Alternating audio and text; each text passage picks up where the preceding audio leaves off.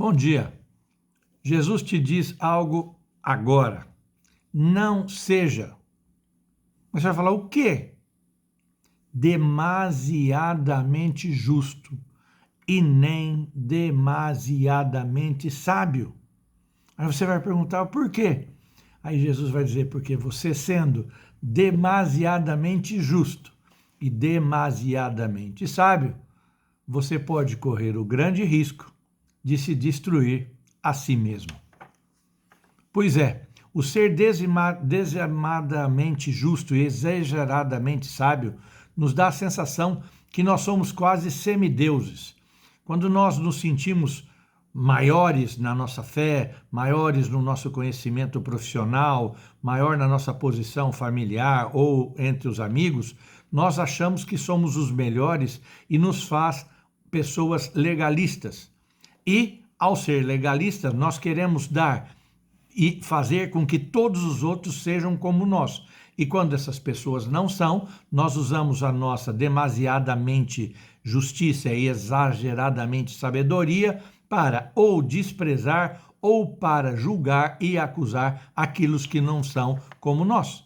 E aí o Espírito Santo nos faz duas perguntas. Ei, bonitão, ei, bonitona, quem é você para julgar o outro? Por que você julga o teu próximo? Por que você o despreza? Porque todas as vezes que acontece alguma coisa que nós achamos que uma pessoa não deveria fazer isso ou aquilo conforme a nossa demasiadamente grande justiça e exagerada sabedoria, nós começamos a julgar o outro. E o Espírito Santo pergunta, ei, shh. E a outra pergunta que ele faz é o seguinte, ao invés de você julgar o outro, por que você não tira a trava que tem no teu olho? Por que você quer tirar o cisco do olho de uma pessoa se você não é capaz nem mesmo de olhar para si mesmo e tirar a trave que tem no teu olho? Porque é muito fácil eu e você julgarmos a atitude do Renato, julgarmos a atitude da Lucy, a maneira como qual eles agem, sem olharmos para nós mesmos. A Bíblia nos diz algo tremendo, que quando nós vamos nos aproximar de uma hora de tomar a ceia do Senhor, ela diz assim, examine o homem a si mesmo.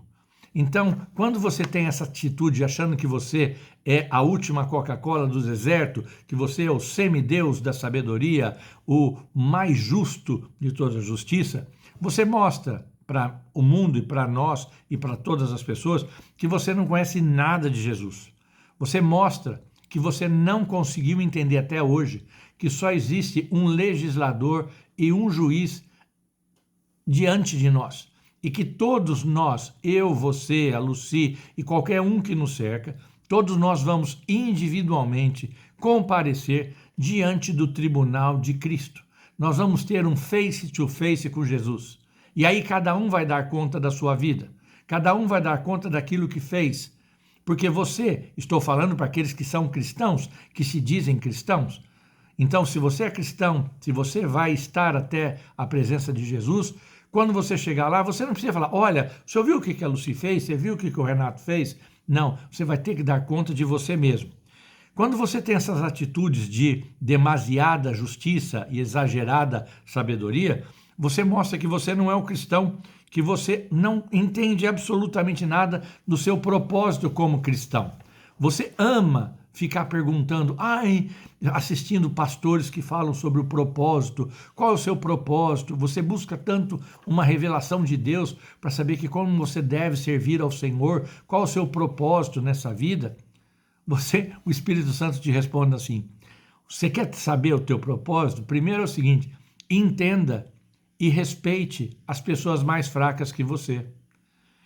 Evite com essas pessoas mais fracas ter discussões controversas, assuntos controversos. Você quer buscar o seu propósito? Nunca condene alguém que faz algo diferente daquilo que você faz e também nunca o despreze. Você quer saber qual é o propósito de Deus para a sua vida?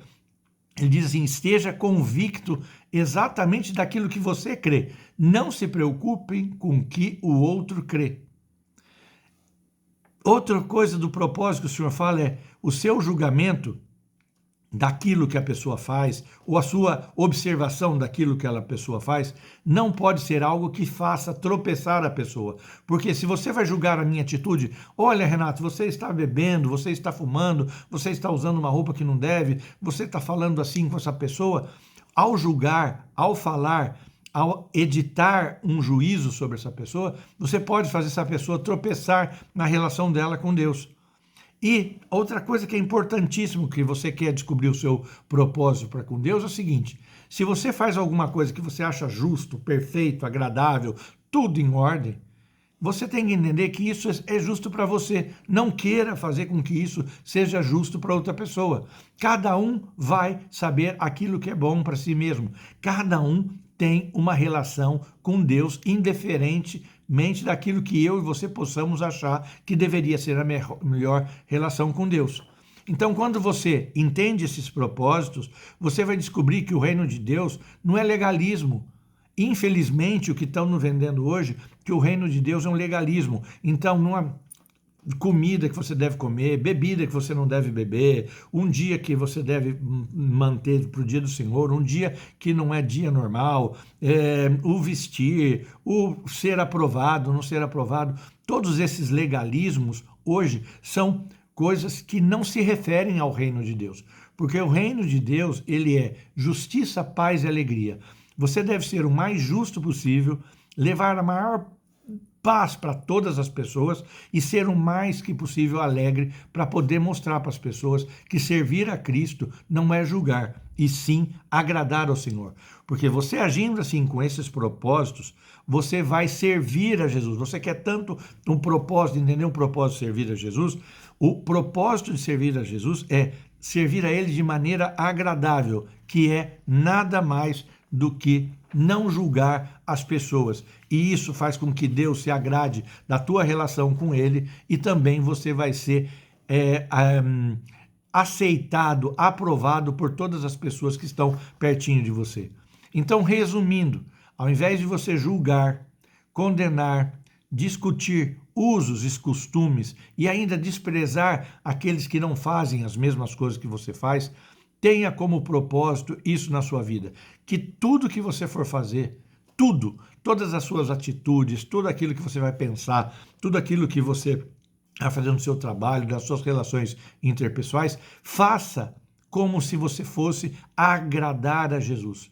E quando você faz isso, a outra coisa que você deve fazer em sequência é lutar contra o teu eu para levar a paz para o maior número de pessoas e que haja entre as pessoas um ajudar um ao outro. Porque se você não entender o que Jesus quer de nós, Ele quer que eu e você nos aceitemos uns aos outros como Ele nos aceita. Jesus quer que nós busquemos a sua vontade e que nós, além de entender a vontade dele, nós aprendemos que ele é bom.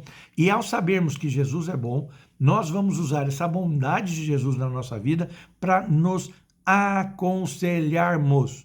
Você vai dizer, mas eu já falei tantas vezes. Você às vezes fala tantas coisas para o outro e antes de julgar que você chega numa situação que fala, eu tenho que julgar o outro. Não, seja mais bondoso nos seus comentários. Vou te usar uma palavra pesada. Não seja tão mal, não seja tão mazinha no seu comentário, não seja tão cheia de veneno no seu comentário. Quando você for fazer alguma coisa com uma pessoa, encha-se da vontade do Espírito Santo na sua vida e ajude essa pessoa mais fraca a corrigir. Porque o que Jesus quer é que eu e você sejamos instrumentos de paz na terra e que nós estejamos prontos para que, ao nos aconselharmos mutuamente, nós vamos glorificar a Deus com as nossas atitudes. E agora um recadinho para o justiceiro, um recadinho para aquele que é muito sábio. A palavra diz assim, ei, você que acredita, que está de pé, cuidado para que você não caia, porque talvez você está fazendo coisas erradas e você vai ser o primeiro a cair. E como Jesus disse, se nós não executarmos a justiça maiores do que os fariseus, do que aqueles que nos acusam, nós não vamos conseguir entrar no reino do céu. Então Deus te abençoe, guarde essa mensagem para você e põe em prática. põe em prática. Eu vou tentar fazer isso na minha vida também, porque Jesus falou comigo hoje. Deixe de condenar, ame mais, busque mais a justiça, a paz, seja mais alegre, para que nós possamos glorificar ao Senhor e entender que o propósito é nos edificarmos mutuamente dentro da vontade do Senhor, que ela é maravilhosa para todos aqueles que o seguem. Deus te abençoe no nome de Jesus. Tenha uma semana abençoada.